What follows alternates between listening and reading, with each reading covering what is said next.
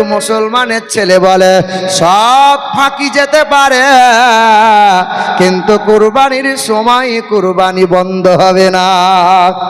নামাজ বলে অসুবিধা নাই, যাকাত অসুবিধা নাই, কিন্তু ঋণ দেনা করেও কুরবানি দেওয়া চাই।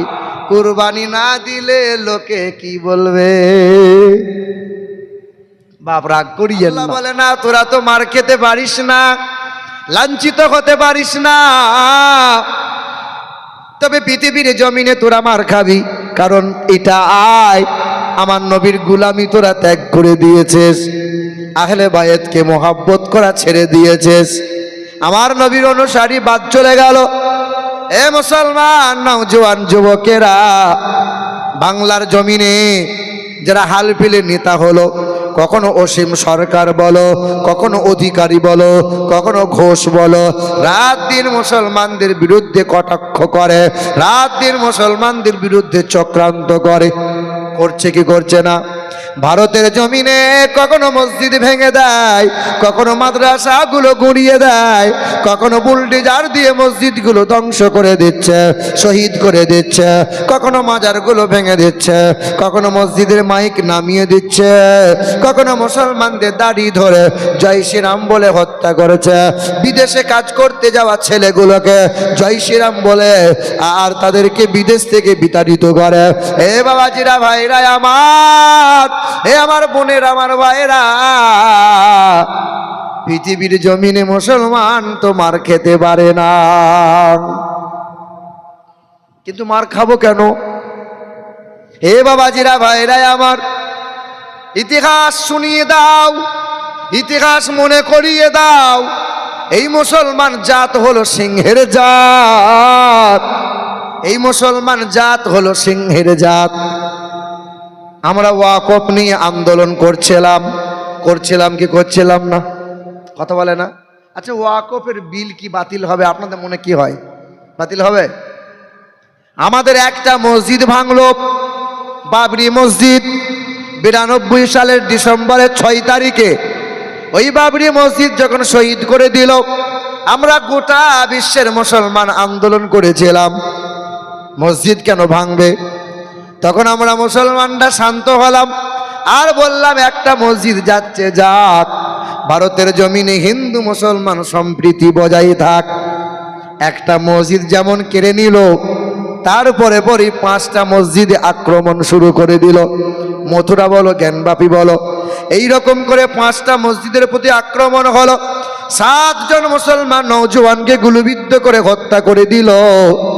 তারপরে 3 তালাক নিয়ে বিল পাশ করলো, মুসলমানরা আন্দোলন শুরু করলো। ওই বিল এখনো বাতিল হলো না। নূপুর শর্মা নবীর চরিত্র নিয়ে কটূক্তি করে দিল। সবাই আন্দোলন করেছিলাম, নূপুর শর্মার ফাঁসি চাই, নূপুর শর্মার ফাঁসি চাই। বলো, ফাঁসি কি হয়েছে? এই বাবা ভাইরা আমার, এখন ওরা বলছে মুসলমান তোমাদের ভালো চাই, তাই তোমাদের ওয়াকফের সম্পত্তিগুলো, দানের জায়গাগুলো আমাদের হাতে তুলে দাও। আমার জায়গা দান করলাম মসজিদে, আমার জায়গা দান করলাম মাদ্রাসায়, কবরডাঙ্গায়। ওরা বলছে দানের জায়গা, ওয়াকফের জায়গা দিয়ে দাও, তোমাদের ভালো করব, ভালো চাই। এতদিন কি একটাও কি ভালো করেছো বাবা? এতদিন একটাও কি মুসলমানদের ভালো করেছো? হে ভাইরা আমার, মুসলমানরা যখন আন্দোলন শুরু করলো, মুসলমানদের ব্রেনকে ঘুরিয়ে দেওয়ার জন্য কাশ্মীরে রাজনৈতিক চাল একটা ঘটিয়ে দিল। আর তখন বলল মুসলমানরা করিয়েছে। জঙ্গি ছিল যারা, সব মুসলমান ছিল তারা। জঙ্গিদের ধর্ম হয় না? ধর্ম যদি না হলো প্যান খুলে খুলে মারলো কেন? দেখছি হিন্দু লে গুলি করে মার। ভাইরা আমার, না না, 2 বছর আগে 4 জন নওজোয়ানকে জয় শ্রীরাম বলিয়েছিল। মুসলমানের 4 জন ছেলে জয় শ্রীরাম বলে নাই বলে আগুনে পুড়িয়ে ছাই করে দিয়েছিল। তারা কোন ধর্মের ছিল তারা? না বন্ধু না, সন্ত্রাসী করে যারা, মানুষ হত্যা করে যারা, তারা কখনো ধার্মিক হতে পারে না, তাদের কখনো ধর্ম থাকতে পারে না। এ বাবাজিরা, ভাইরা আমার, গোটা বিশ্বের মাটিতে মুসলমানদের চক্রান্ত, মুসলমানদের বিরুদ্ধে উস্কানিমূলক মন্তব্য, মুসলমানদের শত্রুতা অভাব আছে বাবা। গোটা বিশ্বের মানুষ দেখবেন খ্রিস্টান নিয়ে কোনো ঝামেলা নাই, হিন্দুদের নিয়ে কোনো ঝামেলা নাই, শিখদের নিয়ে কোনো ঝামেলা নাই, বুদ্ধদের নিয়ে কোনো ঝামেলা নাই, জৈনদের নিয়ে কোনো ঝামেলা নাই, ঝামেলা তো মুসলমানদের নিয়ে। কিন্তু বন্ধুরা, ইতিহাস ভুলে যেও না। আজ আছো কাল থাকবে না, 5 বছর থাকবে তারপরে হয়তো থাকবে না। কিন্তু গোটা বিশ্বকে শোষণ করেছিল, গোটা বিশ্বের বাদশাহ ছিল, তার নাম ছিল নমরুদ। কি নাম? ওই নমরুদ কি বলেছিল? ওই নমরুদ বলেছিল আল্লাহকে মার্ডার করব। কি করব? ইব্রাহিম নবী আলাইহিস সালাতু ওয়াস সালামকে ডাক দিল, ও ইব্রাহিম নবী, তোমার আল্লাহকে বলে দাও, আল্লাহ কিন্তু খুব বাড়াবাড়ি করছে। কি করবি? বলে আল্লাহকে মার্ডার করে দেবো। যে কর, চেষ্টা কর, একবার দেখ। ওই বেঈমান বাদশাহ নমরুদ বড় একটা তীরধনুক বানাইছিল, পাহাড়ে উচ্চ চূড়ায় দাঁড়াইছিল, কারণ আকাশে নাকি আল্লাহ বসে আছে। সোজাসুজি আকাশের দিকে তীর ছুড়ে দেবো, আল্লাহ মার্ডার হয়ে যাবে। বলেন তো বাবা, আল্লাহ আছেন কোথায়? কোথায় গো? হে, আল্লাহ আছে কোথায়? আল্লাহ আছে কোথায়? শুনছেন? কোথায় আল্লাহ আছে গো? এটা গজলে বলছে, আসমানে আছো প্রভু, আমি জমিনে। হ্যাঁ হ্যাঁ গো, আল্লাহ আছে কোথায়? আসমানে বসে আছে আল্লাহ, আইসক্রিম খাচ্ছে নাকি? ওয়া নাহানু আকরাবু ইলাইহি মিন হাবলিল ওয়ারিদ। বান্দা, তোমার ভাবনা চেঞ্জ করতে হবে। আমার আল্লাহ এমন আল্লাহ নয়। আমার আল্লাহ হলেন আকাশের মালিক, আমার আল্লাহ হলেন জমিনের মালিক, আমার আল্লাহ হলেন হায়াতের মালিক, আমার আল্লাহ মৌতের মালিক, আমার আল্লাহ আনন্দ নিরানন্দের মালিক, আমার আল্লাহ জান্নাত ও জাহান্নামের মালিক। আমার আল্লাহ তোমার ভাবনার চাইতে, তোমার ভাবনার বাইরে হলেন আমার আল্লাহ। আমার আল্লাহ বলেন, বান্দা, আমি আল্লাহ শুধু আকাশে নয়, আমি আল্লাহ তোমার কাছে আছি। আল্লাহ কতটা কাছে? ঘাড়ের রগটা যতটা কাছে, তার চাইতেও নিকটে আমি আল্লাহ। কিছু মানুষের ধারণা আল্লাহ আকাশে বসে আছে। হিন্দুরাও জানে মালিক একজনা। মালিক কয়জনা? আল্লাহ কয়টা? হিন্দু বামুনরাও জানে আল্লাহ একজনা, মালিক হলো একজনা।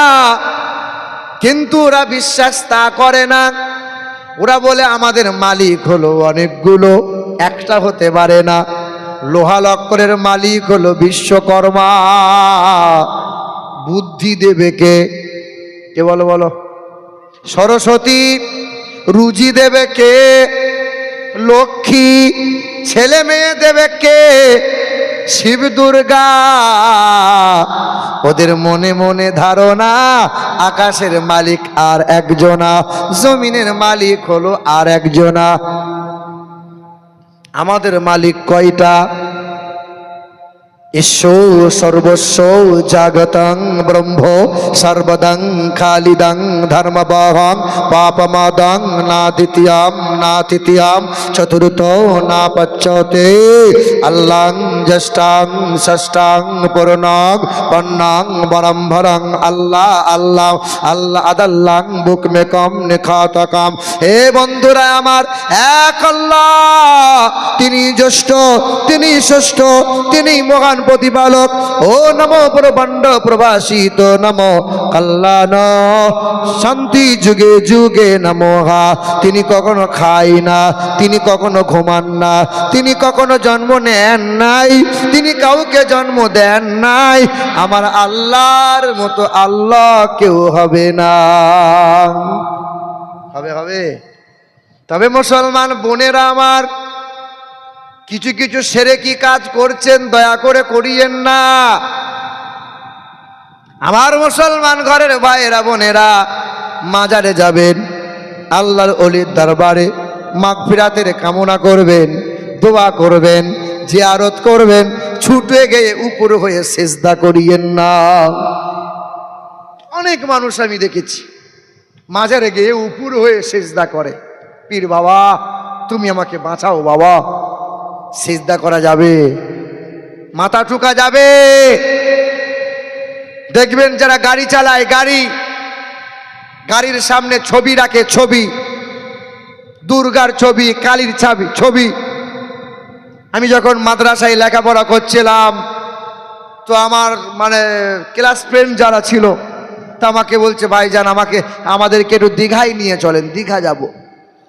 তখন এখন যদি কেউ দীঘা যায় ঘুরে এসে তাকে আবার কালেমা পড়ে ইমানদার হতে হবে। এখন আর দীঘায় গিয়ে চোখ আর ভালো থাকবে না, সর্বনাশ জিনিস।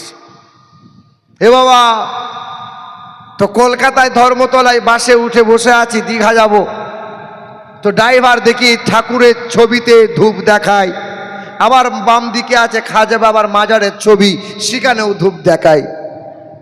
ঠাকুরও আছে, খাজা বাবার মাজারও আছে। তা মনে মনে চিন্তা করছে, ড্রাইভার যে ধূপ দেখায় এ হিন্দু না মুসলমান? ডাইরেক্ট তো জিজ্ঞাসাও করতে পারছি না, ভাই তুমি হিন্দু না মুসলমান? তার নাম যদি জিজ্ঞাসা করি তো পরিচয় পাওয়া যাবে। ভাই আপনার নাম কি? তখন বলছে আমার নাম হলো আব্দুল জব্বার। খাঁটি মুসলমান তো। তখন ভাই এই যে আপনি এই ধূপ ঠাকুরকে দেখালেন, আবার খাজা বাবার মাজারকেও দেখাচ্ছেন, ব্যাপারটা কি? বলে আপনি বুঝবেন না, আপনি একবার বুঝিয়ে বলেন। তা বলছি দীঘার রাস্তা খুব বিপজ্জনক, কখন কোন সময় যে আপদ বিপদ হবে বলা খুব মুশকিল, গাড়ি ঘোড়ার ব্যাপার। ঠাকুর রেখেছি, কালী দুর্গা রেখেছি, পাশে খাজা বাবাকেও রেখেছি। ঠাকুর যদি কোনোদিন গোলমাল করে দেয় আমার চিন্তা নাই, খাজা বাবা আছে। কথা বুঝলেন?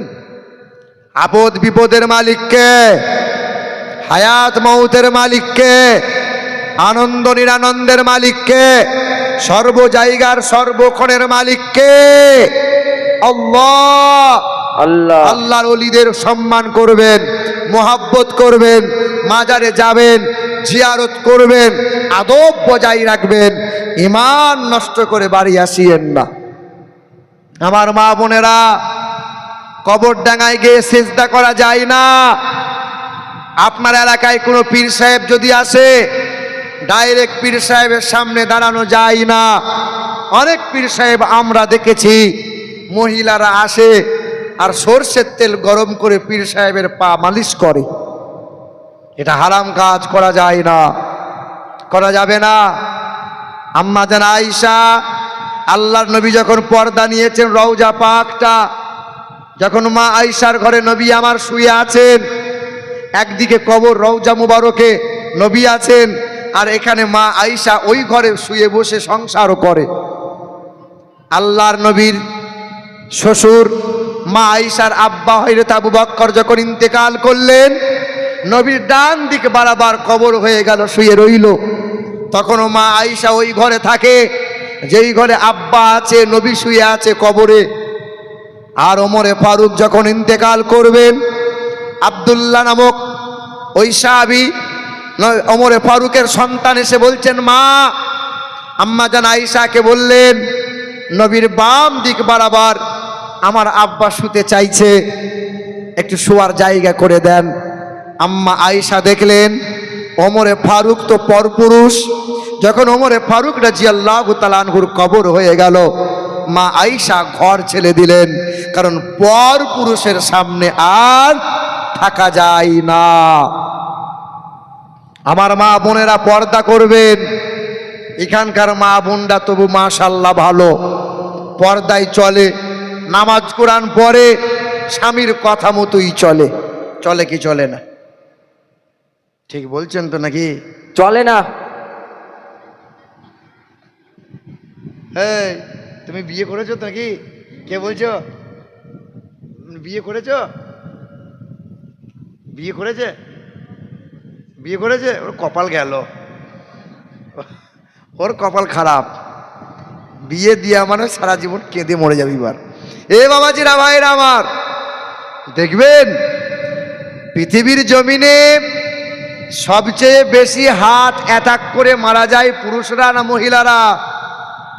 কারা বেশি হার্ট অ্যাটাক করে মারা যায়? আজ পর্যন্ত শুনেছো যে অমুক ব্যক্তি অমুক মহিলাটা হার্ট অ্যাটাক করে মারা গেল? শুনবে না। কারা বেশি মারা যায়?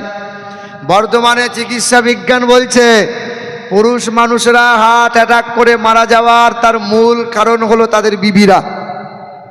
দেখবে সারাদিন মেহনত করে মাঠ ঘাট হাট বাজার করে যখন বাড়ি ফিরবে, এমন সময় এমন একটা কথা ছুড়ে দেবে মনে হচ্ছে কলজে সেদ্ধ হয়ে গেল। কি বলছে বলো? এ বিবির জ্বলনে চিন্তা মন খারাপ করতে করতে মানসিক পিসার এত পরিমাণে অত্যাচার হয় যা অতি অল্প দিনে এই পুরুষ মানুষ হার্ট অ্যাটাক করে মারা যায়। এই যে আমি বায়ান করছি, আমাকে যদি বলা হয় যে বায়ানটা চণ্ডীপুরের মাটিতে 2 ঘন্টা আপনি শুনিয়ে দিলেন, আপনার বায়ানটা আপনার বউয়ের সামনে করে আসেন তো দেখি। বউ এক সাংঘাতিক জিনিস। ও হুজুর বলো আর হাফেজ সাহেব বলো আর ইমাম সাহেব বলো, কি বলছে বলো? ও হচ্ছে বড় হুজুর। কে কে? বিবি। আপনার গ্রামে আমি বলেন আর ইমাম সাহেব বলেন সাংঘাতিক হুজুর, আর বিবির কাছে গেলে আমি তখন খেজুর। কি বলছে বলো? না ভুল বলছি নাকি? হে বাবাজিরা ভাইয়ের আমার, যে সংসারে মা বোনেদের কথা কম থাকবে সেই সংসারে স্বামীরা বড় সুখী, আর যে সংসারে মহিলার কথা বেশি তার জীবনও গেল, তার কপালও গেল। কথা বুঝতে পারছেন? কিছুদিন আগে হুগলি জেলায় জলসা করে আমি ঘরে বসে বসে খাবার খাচ্ছি, আর একজন মহিলা ঘোমটা কেটে শুধু উঁকি মারছে। তা আমি বলছি আমার মহিলাটা কি আমাকে দেখবে না, কি এরকম করছে? তখন বলছি হুজুর আর আপনাকে দেখবো না, দেখে এলাম, আপনাকে দেখে এলাম। তা কি চাই বলো? বলে হুজুর আমার স্বামী এই, আমার স্বামী তাই, আমার স্বামী ওই, আমার স্বামীর জন্য তাবিজ দেন একটা। তা আমি চিন্তা করছি আমার সামনে যদি ওর স্বামীর জন্য এত অভিযোগ করে, ওর যে স্বামী হয়েছে তার কপালে কি আগুন জ্বলে। কথা বুঝতে পারছেন? তো সংসারে যার কথা বেশি, তা আমি চিন্তা করলাম এ আমার কাছে চাইছে তাবিজ। কিসের তাবিজ? বলে স্বামীকে বশ করে রাখবো, স্বামী যেন আমার কথা মতো চলে। এখানকার মা বোনটা চাই কি চাই না স্বামীর বশ করে রাখবো? 100-র মধ্যে 98টা মহিলাই চাই যে আমার স্বামী আমার বশে চলুক, আমার স্বামী যেন আমার শাশুড়ির কথা মতো না চলুক। কি বলছি বলো? হ্যাঁ, 100-র মধ্যে 98টা মহিলা। আর এমন মন্ত্র শিখে এসেছে মায়ের বাড়িতে, বুঝলেন? 2-4 মাস সংসার করবেন, কানে কানে যে ফুঁক দিয়ে দেবে, 2-4 মাস পরে তখন আব্বাকে বলছে আব্বা আমি আলাদা হব আর আমি কাটাবো না, আর তখন আলাদা ভিন্ন হয়ে যায়। কি বলছো? এ বাবাজিরা ভাইরা আমার, তো আমাকে বলছে হুজুর তাবিজ দেন আমার স্বামী যেন আমার বসে থাকে। তা আমি মনে মনে চিন্তা করলাম তাবিজ যদি দিতে হয় তাহলে একটাই তাবিজ দেবো, সেটা হলো মুখ বন্ধ করা তাবিজ। কি বন্ধ করা তাবিজ বলো? এই মহিলার যদি মুখ বন্ধ থাকে ওই সংসারে আলহামদুলিল্লাহ সুখ পাবে। কিছু মহিলা হিজাব করছে আবার স্বামীকে তুই তুকারি করছে, কিছু মহিলা বোরখা পরে হিজাব পরে আবার স্বামীকে গাল বন্ধ করে সুযোগ পেলে। বলো বলো ঠিক কিনা বলছি? ঠিক না ভুল? ঠিক নয় মানে মাল সব ঘা খাওয়া মাল সব। এ বাবাজিরা ভাইরা আমার, রাগ করিয়েন না, কষ্ট নিয়েন না। তো নতুন বছরের ক্যালেন্ডার ঝুলছিল ওই ঘরে, ক্যালেন্ডারটা ছিঁড়ে কালো সুতোই বেঁধে আমি বললাম বোন আমার এই তাবিজটা দিলাম, এই তাবিজটা যেন খুলবি না। তা বলছে হুজুর গলায় নেবো না, হাতে না, হাতেও নিতে হবে না, গলায়ও বাঁধতে হবে না। তখন মহিলাটা বলছে হুজুর স্বামীর বালিশে দিলে কাজ হবে না? বালিশে মানে ও জানে কোথায় দিলে কাজ হবে। তা আমি বললাম বালিশেও আর দেওয়া লাগবে না, তো হুজুর তাবিজটা রাখবো কোথায়? তা আমি বললাম স্বামী যখন হাট বাজার মেহনত করে যখন বাড়ি ফিরবে, ছুটে গিয়ে স্বামীকে বলবি আসসালামু আলাইকুম। স্বামীকে বলার পর সালাম দেওয়ার পর এই তাবিজটা দাঁতে করে টিপে ধরে থাকবি, কথা বলবি না। 40 দিন পরে বলছে আসসালামু আলাইকুম হুজুর। ওয়ালাইকুম সালাম। কে? বলে আমি সেই সে। কি হয়েছে বল? বলে হুজুর আপনি তো পীর সাহেব। তাহলে কি করে বুঝলি আমি পীর সাহেব? বলে আপনার তাবিজের সাংঘাতিক কাজ, আমার স্বামী আর অশান্তি করে না, করবে কি করে, তো মুখ বন্ধ করে রেখেছিলাম। কথা বুঝতে পারলেন না? আমার ভাইরা, বাড়িতে যাবেন, শুনে রাখো মা বোনরা, যার স্বামী বউকে ভালোবাসে না আর যে স্ত্রীটা স্বামীকে সম্মান করে না, ওই স্বামী স্ত্রীকে বেশি বেশি সালাম দেবে। নবীজি বলেছেন ওই বিবিরা বেশি বেশি সালাম দেবে, ঘন ঘন সালাম দেবে তার স্বামীকে, ঘন ঘন সালাম দেবে। দরজা দিয়ে বার হবে, আসসালামু আলাইকুম, আপনি তাড়াতাড়ি চলে আসবেন। এমন মিষ্টি কথা বলবে, কলজে যেন সে ঠান্ডা হয়ে যাবে। সারাদিন মেহনত করে বাড়ি এসছে, আর এমন একটা কথা ছুড়ে দিল, মনে হচ্ছে ভাত আর খাবো না, এবার গাছের গোড়ায় গিয়ে বসে থাকি। বলো বলো, হয় কি হয় না? আচ্ছা, জীবনে তো আপনি বউকে সালাম দিলেন না, যে আমি বললাম যে বিবিকে সালাম দিয়ে না আপনারা। আপনি আজকে রাতের বেলায় বাড়ি গেলেন, আর ভোরের বেলায় আপনার বউ রাতের বেলায় ঘুমিয়ে গেছে, আপনি দরজার সামনে আওয়াজ দিয়ে বলছেন সালমান মা আসসালামু আলাইকুম। তখন আপনার বউ বলছে খ্যাপা নাকি, মাথা তার ছিঁড়ে গেল, কি বলছে বলো? জীবনে সালাম দেননি তো, আজকেই প্রথম দিয়েছেন। আপনার বউ ভয়ে চমকে যাবে। কি বলছেন? সালাম দেবো ইনশাল্লাহ, সালাম দেবো ইনশাল্লাহ। বড় ছোটদেরকে সালাম দাও, বিবিরা স্বামীদেরকে সালাম দাও, স্বামীরা বিবিদেরকে সালাম দাও, চলমান ব্যক্তি বসমানকে সালাম দেবে। কে সালাম দেবে? আপনি বাইক নিয়ে যাচ্ছেন, আরও ওই রাস্তার ধারে বসে আছে, সালামটা কে দেবে বলেন তো? কে দেবে সালাম? যে বসে আছে সালাম দেবে না? কে দেবে? যে গাড়ি চালাচ্ছে সে দেবে, না যে বসে আছে সে দেবে? খ্যাপা হলো না। যে গাড়ি চালাচ্ছে চলমান ব্যক্তি বসমানকে সালাম দেবে। বসমান যদি চলমানকে সালাম দেয়, এ বাবু, মনে কর গাড়ি চালাচ্ছি আমি, তুমি ঝরম করে একটা সালাম দিয়ে দিলে, চুমকে গিয়ে গাড়ি ঠুকে দেবো আমি। কথা বুঝতে পারলে? তাহলে চলমান ব্যক্তি বসমানকে সালাম দেবে, দাদুরা নাতি পোদাদেরকে সালাম দেবে, বাপরা ছেলে মেয়েদেরকে সালাম দেবে। যে বাড়িতে যে ঘরে সালামের আদান প্রদান বেশি হবে, আল্লাহ পাক ওই বাড়িতে ওই ঘরে রহমত আর মোহাব্বত আল্লাহ বাড়িয়ে দেবে। মুসলমান বাবাজিরা ভাইরা আমার, সোনার টুকরো বন্ধুরা, পৃথিবীর জমিনে ওই নমরুদ বলে বেঈমান আল্লাহকে মার্ডার করতে চেয়েছিল, বলছিলাম না? ভুলে গিয়েছিলেন নাকি? ওই পাহাড়ের চূড়ায় দাঁড়ালো, আকাশের দিকে তীর ছুড়বে, আল্লাহকে মার্ডার করবে, আকাশের দিকে তীর ছুড়ে দিল। আহারে, উড়ন্ত পাখির গায়ে লেগেছিল, রক্ত মাখা তীরটা জমিনে ফিরে এলো। নমরুদ ক্যাঁচা মেরে মহা আনন্দে বলেছিল আল্লাহকে মার্ডার করে দিলাম, এই তো তীরে রক্ত লেগে আছে। আল্লাহর ফেরেশতারা বলেছিল ও দয়ার মালিক আল্লাহ, একবার যদি অর্ডার দেন ওই বেঈমানকে জব্দ করে আসে। আল্লাহ বলেছিল ফেরেশতা তোদের যাওয়া লাগবে না, জিন জাতিকে আসা লাগবে না। বলেন তো বাবা, ওই বেঈমানকে টাইট দেওয়ার জন্য, জব্দ করার জন্য আল্লাহর বড় সৈনিক সিপাহী এসেছিল কে? কে এসেছিল? কে গো? মশা। পৃথিবীতে মশা নাজিল হয়ে গেল। মশা নমরুদ বাড়াবাড়ি না করবে, এই পৃথিবীতে ঝামেলা না আসবে। আচ্ছা, মশার পাওয়ার বেশি না মানুষের পাওয়ার বেশি? কার পাওয়ার? মানুষ মশাকে বড় ভয় পায়, তাই তো বেটা মশার ভয়ে মশারি টাঙায়। কি গো বাবাজিরা, মশাকে কম মনে করো না, আকারে ছোট হতে পারে, আল্লাহর বড় সৈনিক, তবে মানুষের পাওয়ারটা বেশি। আল্লাহ পাক মানুষকে যে পাওয়ার দিয়েছেন, সব প্রাণীকে বশ করতে পারে মানুষ, হাতে নিতে পারে মানুষ।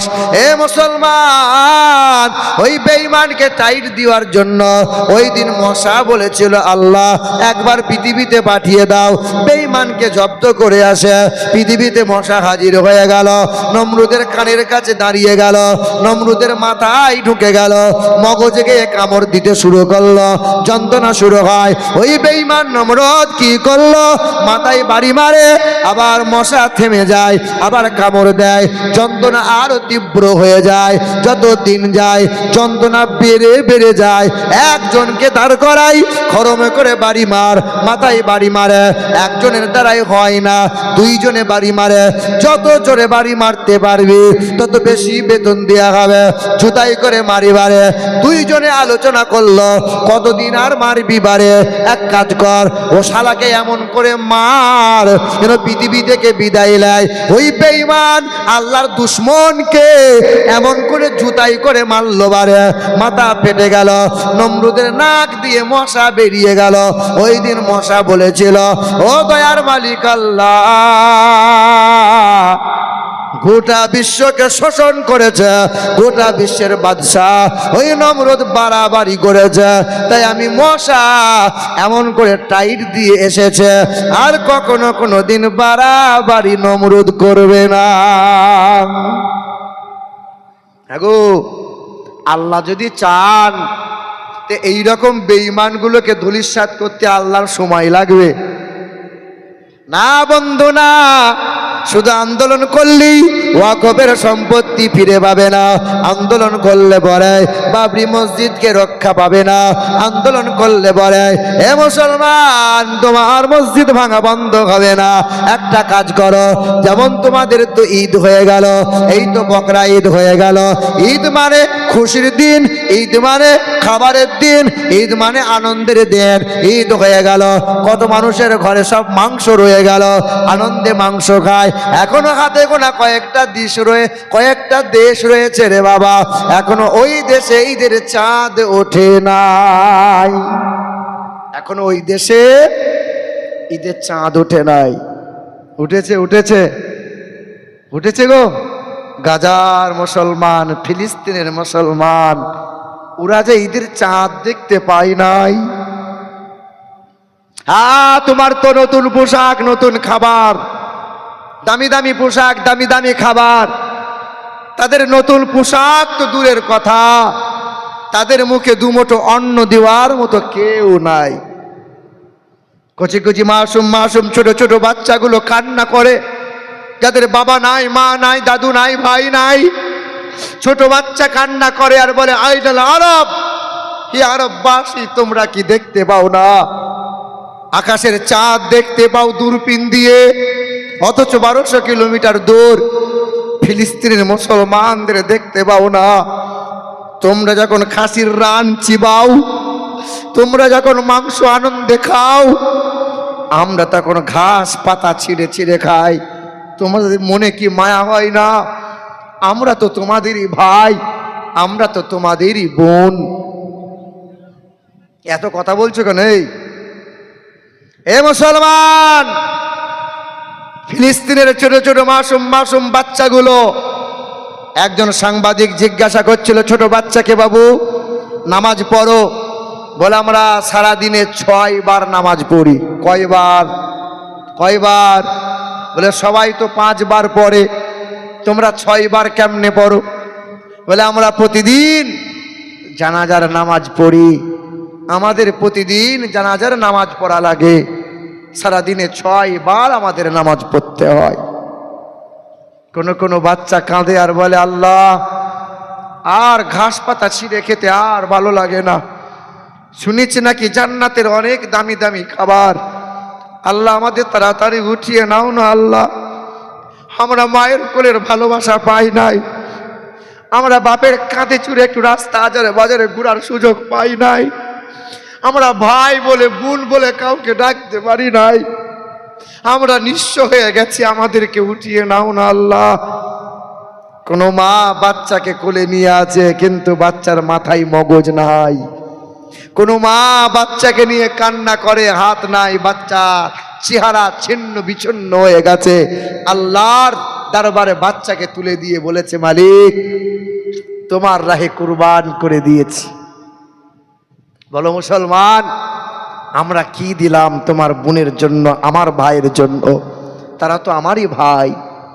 শুধু আন্দোলন করলেই হয় না, সিজদায় পড়ে চোখের পানি ফেলো আর মহান মালিকের দরবারে, আল্লাহ পাকের দরবারে কান্না করে বলো, আল্লাহ, তুমি যেমন নমরুদ বেঈমানকে শায়েস্তা করেছো মশা দিয়ে, আল্লাহ এই জালিমগুলোকে আল্লাহ তুমি যদি চাও তো 1 সেকেন্ড লাগবে না ধ্বংস করতে। আল্লাহ জালিমগুলোকে ধ্বংস করে দাও আর মাজলুমগুলোকে হেফাজত করে নাও। আমাদের ছিল এক সোনালী অতীত, নারিয়ে দিতাম সব জালিমের ভিত। আমাদের ছিল এক সোনালী অতীত, নারিয়ে দিতাম সব জালিমের ভিত। আইন ছিল শুধু ইনসাফের, জুলুম রুখে দিতে হতো না দেরি। আমাদের সে অতীত হারিয়ে গেছে, আমাদের সে অতীত হারিয়ে গেছে। মাজলুম আজ তাই কেঁদে মরে, হারিয়েছি যা তা কি পাবো ফিরে, হারিয়েছি যা তা কি পাবো ফিরে। তুমি না জাগিলে তাকে কে ফিরাবে? ইয়া শাবাব ইস্তাইকে, হে যুবক জেগে ওঠো। জোরে বলি নারে তাকবীর, নারে তাকবীর, নারে রিসালাত, নারে হায়দারি, নারে হায়দারি, মাসলাকে আলা হযরত উলামায়ে আহলে সুন্নাত। নারে তাকবীর, নারে রিসালাত। কষ্ট হচ্ছে আপনাদের? বলুন তো, শুধু ঘাড় নড়িয়ে দিচ্ছেন। নারায়ে তাকবীর যখন বলছি তখন মনে হচ্ছে ঝিমিয়ে গেছেন, আর চলছে না। হ্যাঁ, কটা পর্যন্ত চলবে আপনাদের প্রোগ্রামটা বাবু? এই যুবকরা কটা পর্যন্ত? 3:30? 3:30। মুসলমান বাবাজিরা, ভাইরা আমার, ও সোনামণি মা বোনেরা, একটু মনোযোগ সহকারে শোনেন, একটু মনোযোগ সহকারে শোনেন।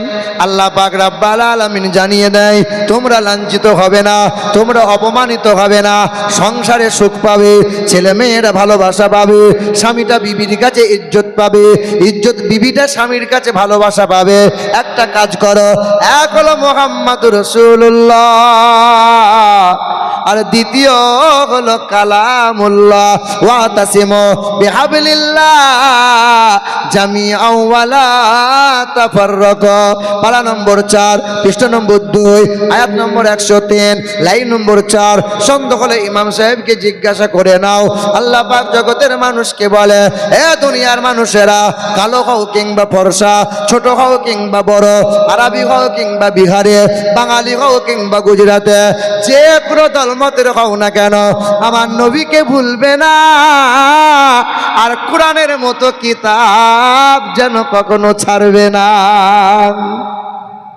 কোরআন, কোরআন।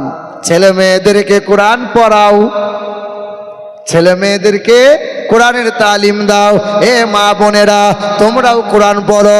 আহারে, মাটিটা ভালো হলে গাছ ভালো হয়, গাছ যদি ভালো হয় ফল ফলনটা ভালো হয়, কারখানা ভালো হলে প্রোডাক্টটা ভালো হয়।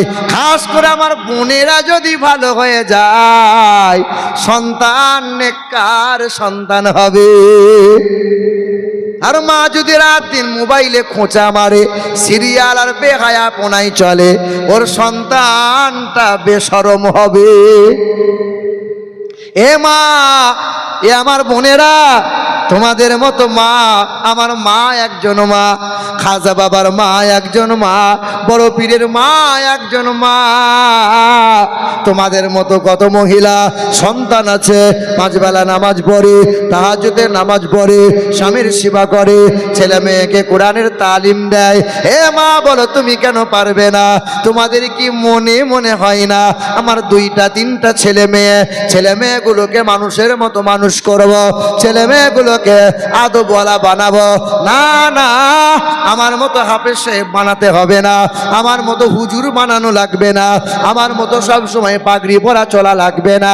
এ আমার বোনেরা, সন্তানগুলোকে ডাক্তার বানাও, মাস্টার বানাও, উকিল বানাও, লেখাপড়া শেখাও।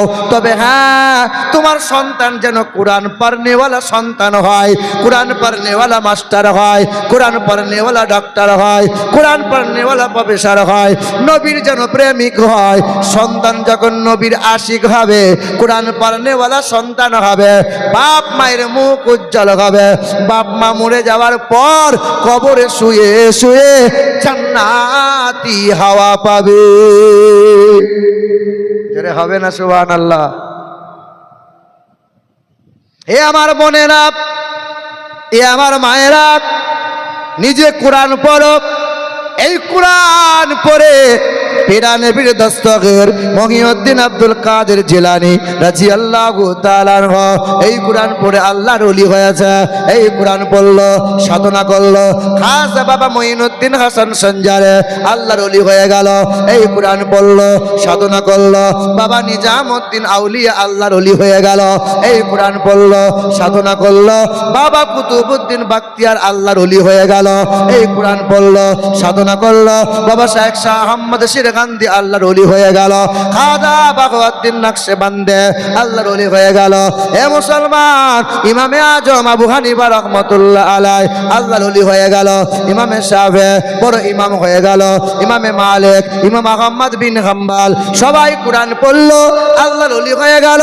এ আমার মায়েরা, আমার ভাইরা, আগে নিজেরা কোরআন পড়ো, ছেলে মেয়েদের কোরআনের তালিম দাও, কোরআন পড়নেওয়ালা সন্তান বানাও। না না, মায়ের পেট থেকে কাল ভূমিষ্ঠ হয়েছে আর আজ থেকেই মোবাইল ধরিয়ে দিয়েছি। হাসপাতালে বেডে আজকেই হয়েছে ছেলে, ছেলে কান্না বন্ধ হয় না, কান্না বন্ধ হয় না। তো একজনা পাশের বেড থেকে বলছে, এক কাজ কর, মোবাইলে হিন্দি গান লাগাতো, লাগা। ও যখন মোবাইলে হিন্দি গান লাগিয়েছে, হাসপাতালের বেডে বাচ্চা তখন ত্রিক ত্রিক করে লাফাচ্ছে, বাচ্চার কান্না বন্ধ হয়ে গেছে।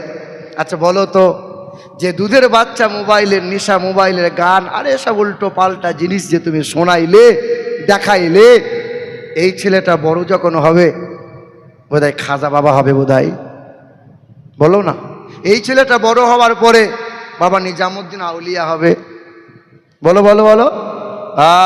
এই ছেলেটা বড় হওয়ার পরে শ্বশুরকে বলবে আব্বা জান, শাশুড়িকে বলবে আম্মা জান, নিজের বাপকে বাপ বলবে না, নিজের মাকে খেতে দেবে না, নিজের বোনকে একবার তাকিয়ে দেখবে না, শালিকে বলবে তুই আমার গলার মালা, তুই যা চাইবি অসুবিধা হবে না। আর বোনের ছেলে যখন বলবে মামা, বলে শালা জান জ্বালাবি না, বলো বলো। শালির ছেলে বলছে খালু, বলে অসুবিধা নাই আছি। আর নিজের বোনের ছেলে যখন বলছে মামা, আলে জান জ্বালাবি না। হ্যাঁ গো, কুকুর বিড়াল গরু ছাগল ছোটবেলায় মায়ের পিছনে পিছনে ঘোরে, মায়ের স্তনে দুধ পান করে। কুকুর বিড়াল গরু ছাগল বড় হয়ে গেলে বাপ মাকে খেতে পড়তে দেয়, কথা বলে না, বাপ মাকে খেতে পড়তে দেয়। কুকুর বিড়াল বড় হয়ে যাওয়ার পরে ওই ভাই বোনের সাথে আর সম্পর্ক রাখে। তোমার গ্রামে কত মানুষরূপী জানোয়ার আছে, নামাজ পড়লে অনেক। আমার আগের বক্তা বলছিলেন না, নামাজ ছাড়া গতি নাই। নামাজ আপনি পড়লেন অনেক, আর বাপ মাকে খেতে দিলেন না। এই যে উত্তর 24 পরগনা জলসা করে নামছিলাম, তো একটা যুবক ছেলে 25-26 বছর বয়স সামনে এসে 500 টাকার নোট দিয়ে আমার হাতে চুমু খাচ্ছে, এরকম করছে। আনো সাংঘাতিক চুমু খাওয়া, খা খা, দুটো খা, এরকম করে চুমু খেতে করে। তাই বললাম কি ব্যাপার? বলে আপনার ওয়াজ শুনে আমার কলজে ঠান্ডা হয়ে গেল, খুশি করে 500 টাকা দিলাম আপনাকে, আমার বউয়ের জন্য একটু দোয়া করে দেবেন। হ্যাঁ, আরে বউ কি মরে গেছে নাকি? বললো না, বেঁচে আছে এখন, বউ মরবে কেন, এখন টাটকা হয়ে আছে। তাই বললাম সবাই বাপ মায়ের জন্য দেয় আর দোয়া চাই, তা বাপ মায়ের জন্য দিবি নে? বলে আজকে 4.5 বছর হলো মায়ের সাথে কথা বলি না। কি বলো বলো? মায়ের সাথে কথা নাই, সম্পর্ক নাই, ও 500 টাকা দিয়ে বিবির জন্য দোয়া চাইছে। আপনাদের কি মনে হয় এ পার পেয়ে যাবে? বলো বলো। না না, আমি তো বড় হুজুর, আমি তো দোয়া করে দেবো, ফুরুত করে পার হয়ে যাবে। শুনে রাখো দাও বন্ধ, আমার বোনেরা, স্বামীদেরকে এই রকম আদেশ দিও না যে বাপ মায়ের সাথে সম্পর্ক বিচ্ছিন্ন করে দাও। না, বাপ মায়ের সাথে সম্পর্ক ছিন্ন করে বাপ মায়ের সাথে খাওয়া পড়াতে আলাদা হয়ে গিয়ে বাপ মাকে না দিয়ে, বাপ মাকে না খাইয়ে নিজে খাবো, আর প্রতিবেশীকে খাওয়াবো, শ্বশুর শাশুড়িকে খাওয়াবো, বাপ মাকে দেখে না, বাপ মাকে কষ্ট দিল, বাপ মার সাথে কথা বলে না। এই রকম মানুষ যদি পীর সাহেব হয়, এই রকম মানুষ যদি তাহাজ্জুদ পড়ে, এই রকম মানুষ যদি কোরআন পড়ে, নামাজ পড়ে, কুরবানি দেয় আর হজ করে, এই রকম মানুষের জন্য জান্নাত নাই। মা বাবার সঙ্গে দুর্ব্যবহার কারণেওয়ালা ব্যক্তির জন্য জান্নাত নাই। দ্বিতীয়, যারা হক মেরে খায় তাদের জন্য জান্নাত নাই। ভাইয়ের হক মেরে খাচ্ছ যারা, বোনের হক মেরে খাচ্ছ যারা, বড় ভাইকে লিখে দিয়েছে বাপ, ছোট ভাইকে লিখে দেয়নি যারা, এই যে হক মারা ব্যক্তির জন্য জান্নাত নাই। দুটো গুনাহ মাথায় নিয়ে যাবেন না, মা বাপকে কষ্ট দিয়েন না, আর হক মারিয়েন না। আল্লাহর সাথে জড়িত যে সমস্ত গুনাহ, নামাজ পড়েন নাই, আল্লাহ চাইলে মাফ করবে, কিন্তু মানুষের সাথে জড়িত পাপে লিপ্ত হলে আল্লাহ মাফ করে না।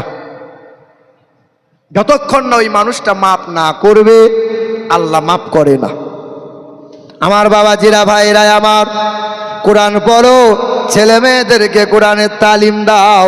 হাফেজ সাহেব, মৌলভী সাহেব যারা কোরআন বুকে নিয়েছে তারা, ইমাম সাহেব যারা কোরআনকে ভালোবাসে তারা, ওই ইমাম সাহেবরা বাপ মাকে কষ্ট দিতে পারবে না। ইমাম সাহেব, হাফেজ সাহেব যারা, মৌলভী সাহেব যারা, তারা কখনো সুদের কারবার করে না। হাফেজ সাহেব যারা, ইমাম সাহেব যারা লটারি কাটতে পারে না, জোয়ার আসরে কোনোদিন বসতে পারে না। ইমাম সাহেব যারা, হাফেজ সাহেব যারা, তারা কখনো হারাম খেতে পারে না। কারণ হলো তাদের বুকে আছে নবী মুহাম্মদ রাসূলুল্লাহ, আর তাদের বুকে আছে আল্লাহর কালামুল্লাহ। কি আছে? মুহাম্মাদুর রাসূলুল্লাহ। দ্বিতীয় কালামুল্লাহ। আল্লাহ বলেন দুই সম্পদের ঘোষণা দিয়েছে। এক, আমার নবীকে ত্যাগ করবি না, কোরআনকে ভুলে যাবি না।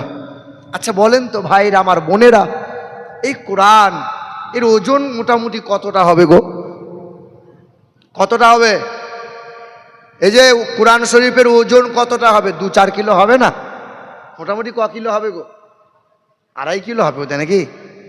2.5-3 কিলো হবে? আল্লাহ পাক রব্বুল আলামিন বলেন না, লাউ আনজালনা হাযাল কুরআন আলা জাবালিল লারাইতাহু খাশিআম মুতাসাদ্দিআম মিন খাশিয়াতিল্লাহ। পাহাড় বলেছিল কোরআনের ওজন রাখতে পারবো না, এত ওজন, আমি পাহাড় কোরআন রাখতে পারবো না। আল্লাহ পাক বললেন, ইন্না আরাদনাল আমানাতা আলাস সামাওয়াতি ওয়াল আরদ ওয়াল জিবাল ফাবাইনা আইয়াহমিলনাহা ওয়া আশফাকনা মিনহা ওয়া হামালাহাল ইনসান। কোরআনেতে পারা নম্বর 22, সূরার নাম সূরা আহজাব, আয়াত নম্বর 72, লাইন নম্বর 12, পৃষ্ঠা নম্বর 6। সন্দেহ হলে ইমাম সাহেবকে কাল জিজ্ঞাসা করে নিতে হয়।